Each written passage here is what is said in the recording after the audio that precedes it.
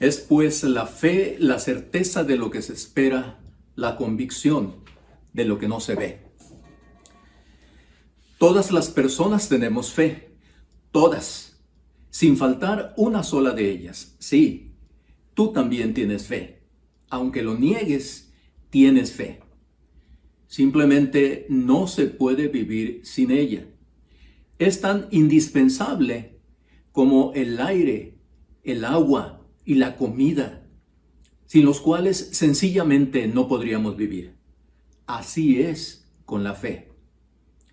No solo estamos hablando de todos los que profesamos abiertamente una determinada religión, también incluimos tanto a los agnósticos como a los escépticos.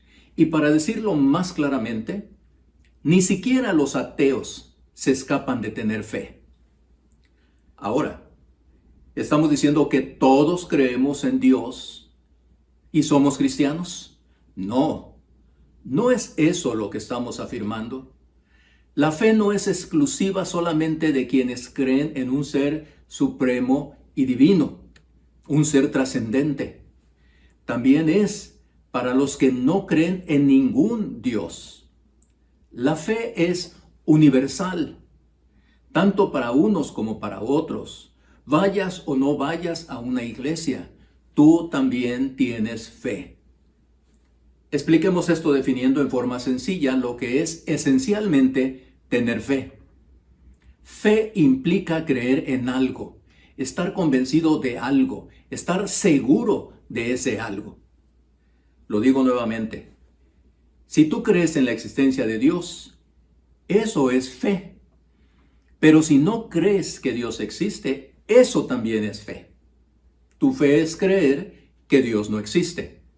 Y lo crees con toda convicción.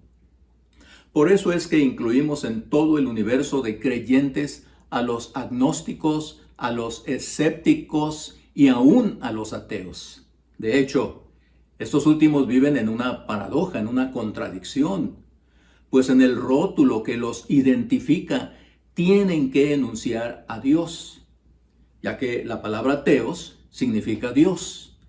Claro, con la letra A previa significa los sin Dios. Así que, ¿ellos también tienen fe o no? Claro que la tienen. Su fe, su creencia, su convicción es no creer en la existencia de Dios. Cuando nosotros defendemos apasionadamente lo que creemos, con o sin argumentos, estamos defendiendo nuestra fe. En otras palabras, nuestra propia religión. Pues religión significa estar ligado a lo que creemos, ligados a una convicción. Así que también tenemos que señalar que por esta obvia razón, no existe una sola fe, sino un gran número de ellas. ¿Cuántas? Realmente es casi imposible señalar un número preciso, pues mientras algunas clases de fe terminan, otras comienzan.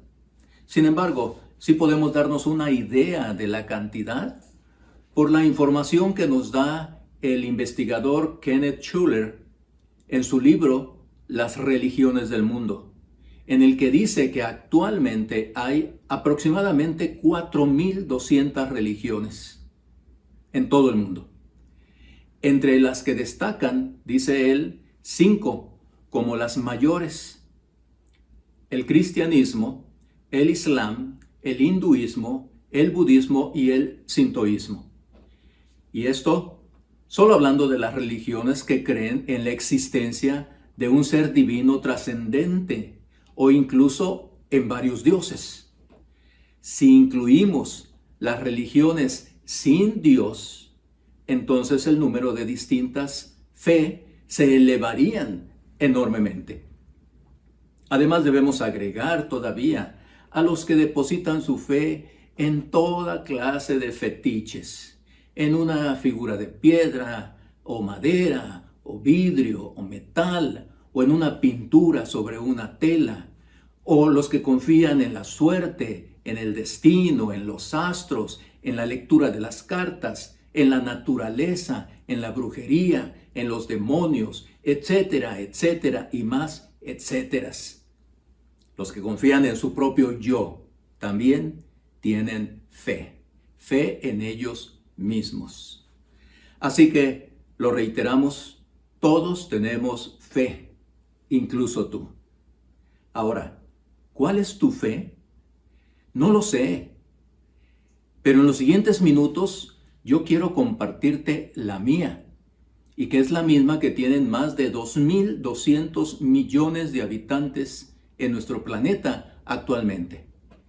Claro, estoy hablando de la fe cristiana, y más precisamente de esa fe tal como se revela en las Sagradas Escrituras, la Biblia, la palabra de Dios.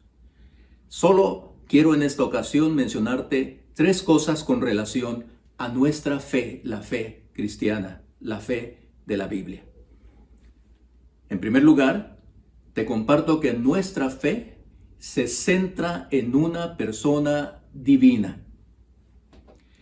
El autor a la carta de los Hebreos revela quién es esa persona. Puesto los ojos en Jesús, el autor y consumador de la fe, el cual por el gozo puesto delante de él sufrió la cruz, menospreciando el oprobio, y se sentó a la diestra del trono de Dios. Esa persona, sí, claro está, es Jesús. Él es el centro de nuestra fe, la fe cristiana. Y al hablar de Jesús, obviamente también estamos hablando de Dios Padre y del Espíritu Santo, por lo que es Dios mismo quien reclama ser el centro de la fe cuando dice: mirad a mí y sed salvos todos los términos de la tierra, porque yo soy Dios y no hay más. Jesús dice: el que cree en mí tiene vida eterna.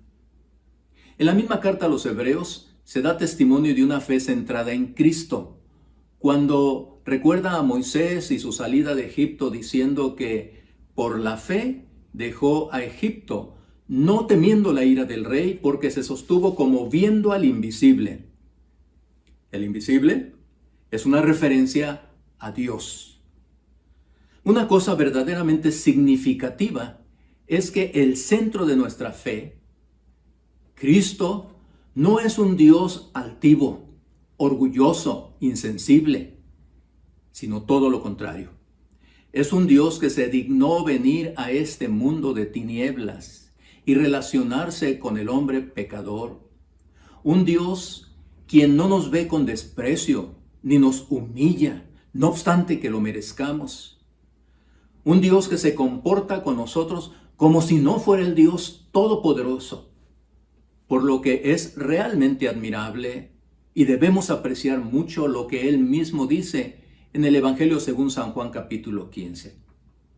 Ya no os llamaré siervos, porque el siervo no sabe lo que hace su Señor, pero os he llamado amigos, porque todas las cosas que oí de mi Padre os las he dado a conocer. Sí, Jesús es nuestro amigo, nuestro compañero, nuestro hermano, además de ser nuestro Salvador y nuestro Señor. En ninguna otra religión se da algo similar. Ningún otro supuesto Dios se digna ni siquiera a voltear a ver a sus seguidores. Jesús captura toda nuestra atención, admiración y adoración. Es el centro de nuestra fe. Pedro lo entendió así cuando le dijo: Señor, ¿a quién iremos? Tú tienes palabras de vida eterna. Por esto, Jesús debe formar parte fundamental de todos nuestros pensamientos, sentimientos y decisiones que tomemos en los asuntos de nuestra vida personal, de nuestro matrimonio, de nuestra familia, de nuestro trabajo, de nuestras relaciones sociales, de nuestros deberes cívicos, etcétera, etcétera. En nuestros servicios cúlticos de adoración, también Él debe ser el centro de toda la liturgia, en los cantos, en las oraciones, en los sermones. En las convivencias y otras actividades de los grupos, siempre Él debe estar presente y ser el centro. En segundo lugar, la nuestra también es una fe que honra a esa persona divina. Y la honra de diferentes formas. Refiriéndonos nuevamente al autor de la carta a los Hebreos, él establece claramente que sin fe es imposible agradar a Dios, porque es necesario que el que se acerca a Dios crea que le hay y que es galardonador de los que le buscan. La fe que honra a Dios se muestra con declaraciones y acciones seguras que demuestran nuestra total creencia y dependencia en sus promesas y acciones en nuestro favor. Es decir, lo honramos cuando confiamos completamente en Él y nos abandonamos en sus brazos en medio de las tribulaciones de la vida. Lo honramos cuando creemos firmemente que Él tiene todo el poder para protegernos.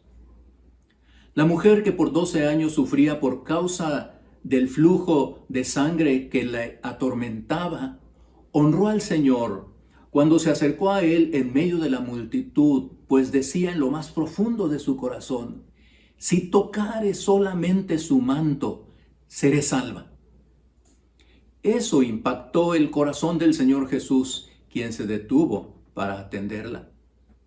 Otra mujer hizo que el Señor se sintiera honrado por la fe que le mostró, sobreponiéndose ella a la actitud negativa de los discípulos de Jesús, quienes querían hacerla a un lado, insistiendo ella a gritos que sanara a su hija enferma.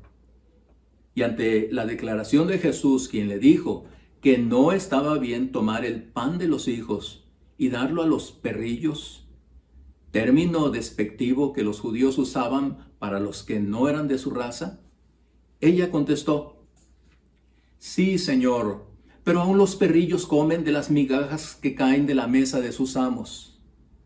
Entonces respondiendo Jesús dijo: oh mujer, grande es tu fe. Él se sintió honrado por la fe de esa humilde mujer.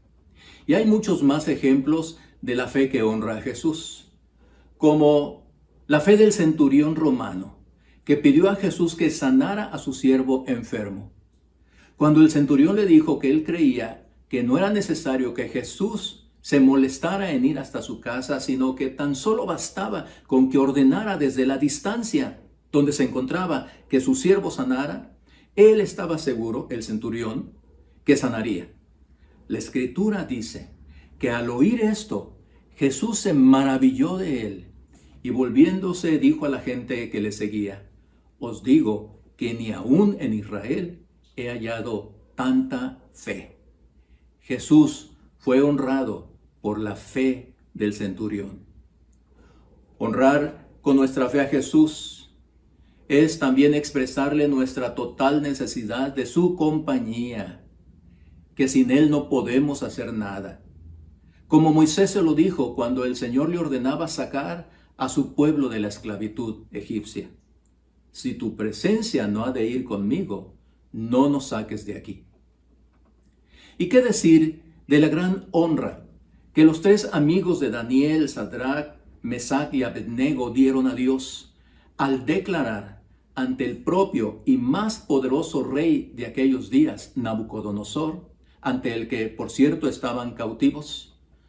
Cuando se negaron a doblar sus rodillas y adorar la imagen que este rey había hecho de él mismo y que había ordenado que todos sus súbditos y esclavos lo hicieran so pena de muerte si desobedecían, ellos le respondieron abiertamente así: he aquí nuestro Dios, a quien servimos, puede librarnos del horno de fuego ardiendo, y de tu mano, oh rey, nos librará. Y si no, sepas, oh rey, que no serviremos a tus dioses, ni tampoco adoraremos la estatua que has levantado.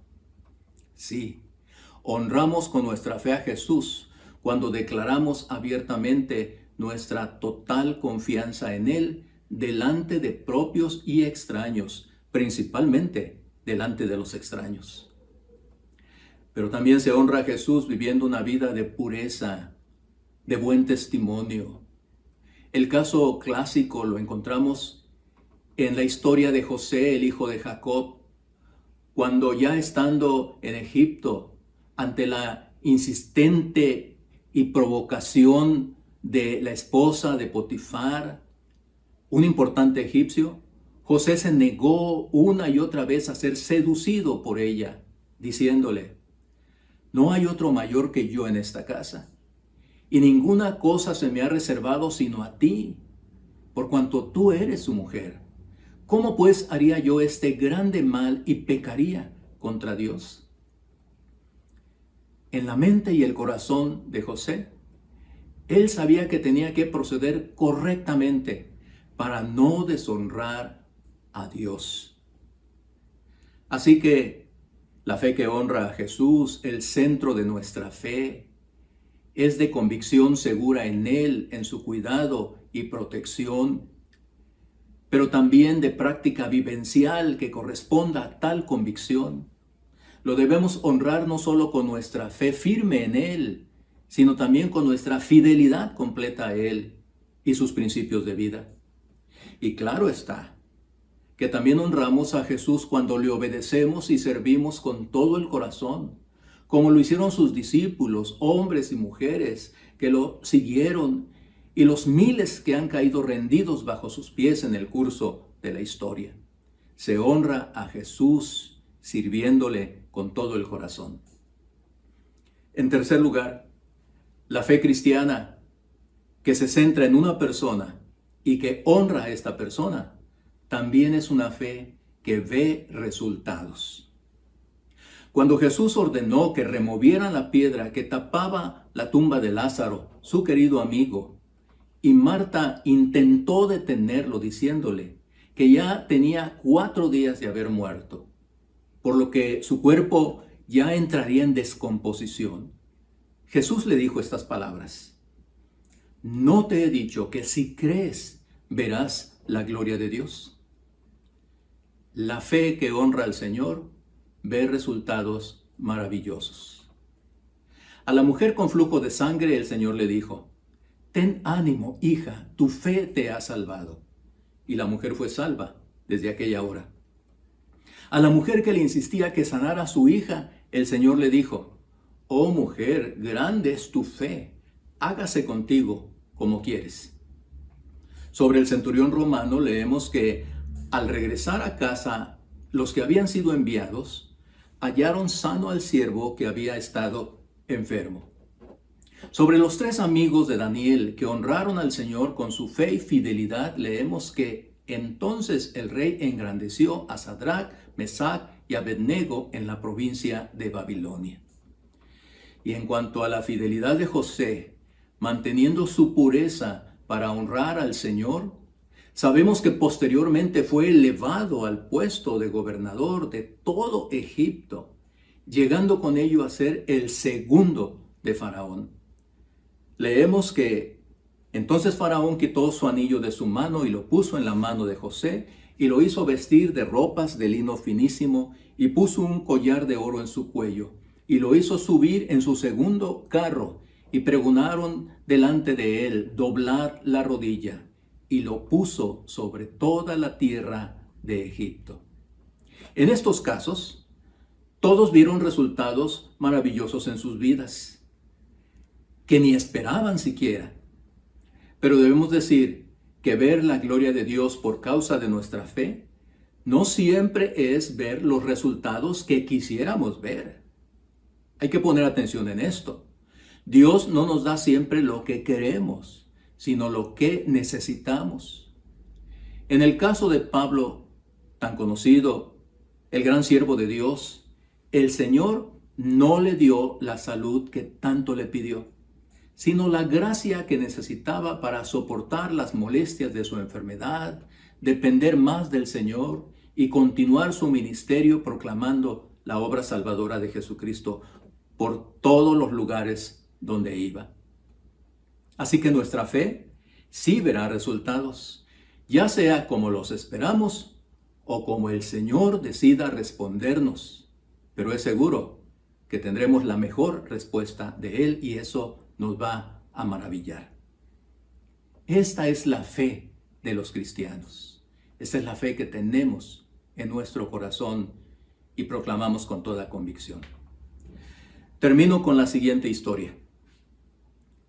Rabbi Zacarías, un gran defensor de la fe cristiana, fallecido en marzo de este año, y que gustaba mucho de interactuar con los asistentes a su gran cantidad de conferencias, argumentando con una lógica irrebatible y en gran medida científica en favor de la existencia de Dios, del Dios de la Biblia, enfrentó el desafiante cuestionamiento de una estudiante atea, quien buscaba ridiculizar a los cristianos por creer en una vida más allá de la muerte.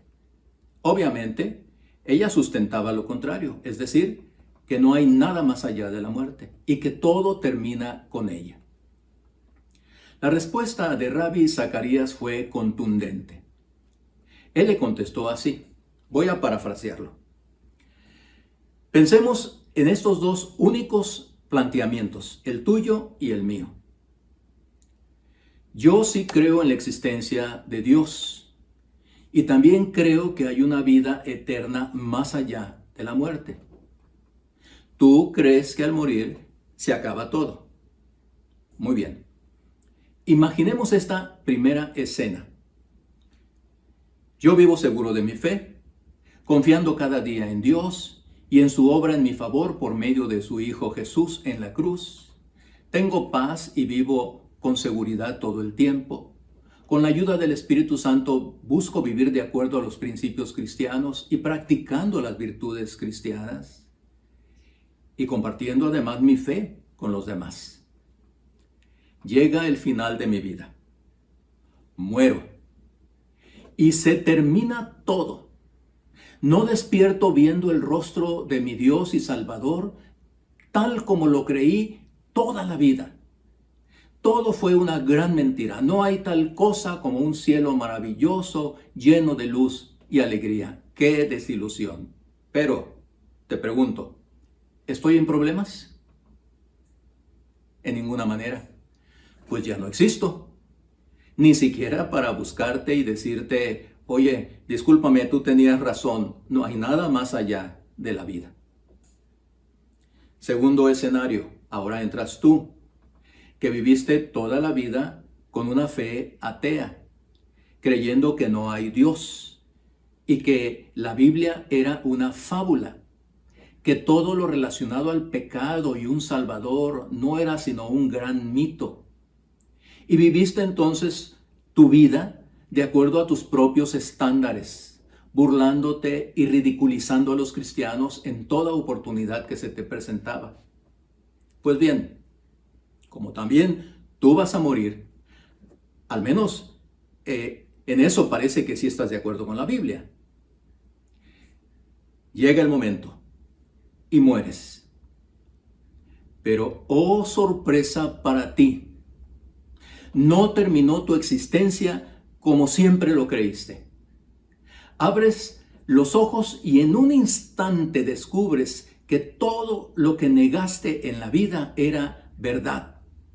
Que sí hay vida más allá de la muerte, que era cierto todo lo que escuchaste de los cristianos, pero qué terrible, ya no puedes hacer nada para revertir las cosas.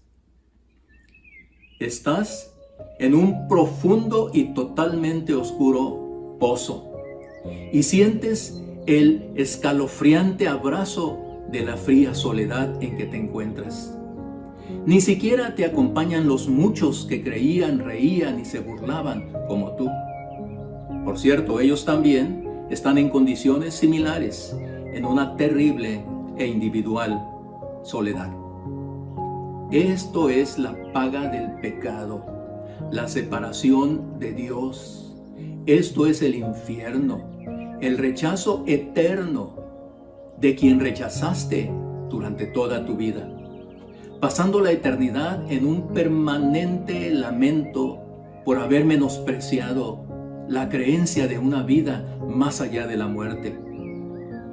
Te vas a acordar de mí y de muchos otros que te invitaron a considerar la fe cristiana como una opción alterna a la que tenías, pero ya no habrá remedio.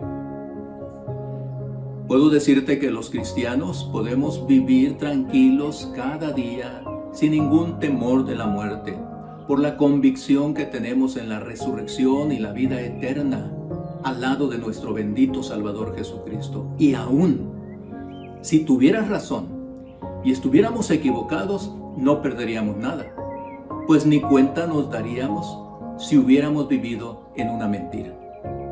Pero tú sí estás en un gran peligro. Tú sí corres el grave riesgo de enterarte que estabas equivocado. Por eso te pregunto, ¿quieres seguir viviendo con esta duda el resto de los años, el resto de tu vida? ¿Permitirás que tu orgullo no te deje probar la opción que te propongo y dar lugar a la fe cristiana en tu corazón? Considéralo detenidamente. No arriesgues tu vida como en un volado, pensando que la moneda solo tiene un lado y que caerá así como tú lo has pensado, cuando puede caer del otro lado. Y yo te aseguro que caerá del lado correcto. Que Dios te bendiga y que Dios nos bendiga a todos.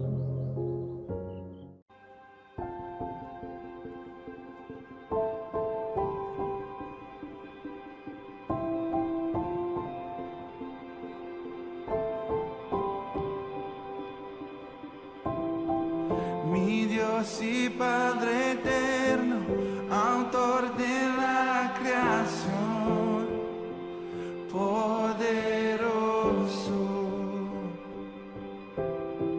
tu Espíritu intervino, el Verbo se encarnó, Cristo tu Salvador.